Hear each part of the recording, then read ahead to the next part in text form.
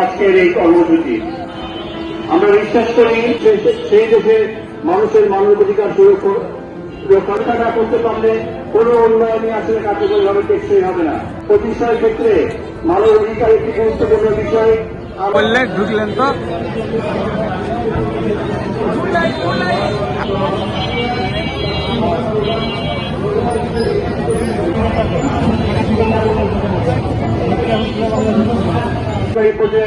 একটি সমন্বিত পরিকল্পনা এবং কিছু কার্যক্রম বেশি পারে জাতির মুক্তি দিতে।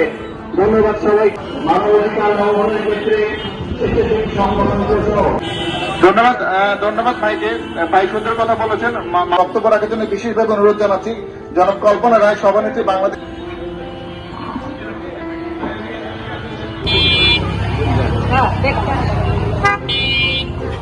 আমাদের কাছে ক্ষমা চাওয়া ওকে এক সমাজ সংস্কারক ছিলেন। তিনি সমাজের নারীদের এগিয়ে যাওয়ার না হয় তাহলে কিভাবে নারীরা এগিয়ে যাবে?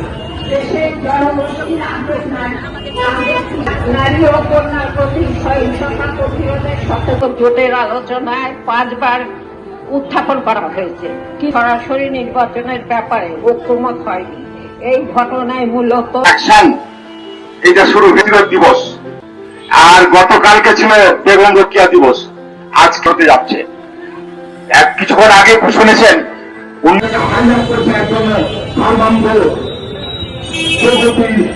মানুষ আজকে তার আমরা দেখছি রাজশাহীর মতো রাজশাহী বিশ্ববিদ্যালয় সেখানে একটা পদার্থ বিজ্ঞানের শিক্ষক লজ্জার আগে উনি কি করে পদার্থ বিজ্ঞানের হতে পারে? বিজ্ঞান মানুষ তো কোনো মানুষই বেগম রোকেয়াকে অস্বীকার করতে পারে না। এই বেগম রোকেয়া প্রায় 115 বছর আগে শুধু বাংলাদেশে না সকল নারীদেরকে কি করে তাদের মর্যাদা অর্জন করতে হয়, কিভাবে তাদেরকে এগিয়ে দিতে হয় সে ধারণা উনি দিয়েছিলেন। উনি তুলনা করেছিলেন দুটো একটা গাড়ির সাথে। গাড়িতে দুটো চাকার, একটা নারী একটা পুরুষ।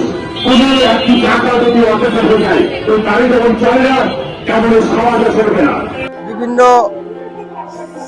সমাজ, দেশ, তারপরে আমাদের পারিপার্শ্বিক যে অসহায় মানুষেরা আছেন যারা আজকে এই দেশে নিজস্ব অধিকার থেকে বঞ্চিত, আমরা তাদের অধিকার ফিরিয়ে নিয়ে আসার জন্যে তাদের হয়ে রাস্তায় নেমেছি।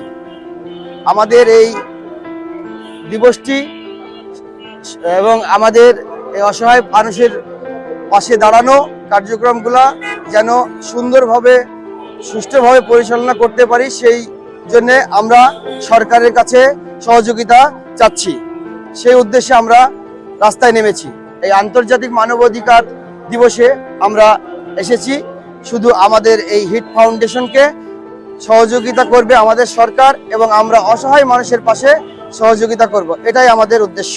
আসলে একটা পরিবর্তন 5ই আগস্টের পর আমরা যে ঘটনাগুলি দেখেছি এটা একটা পরিবর্তনের জোয়ার বলতে পারি।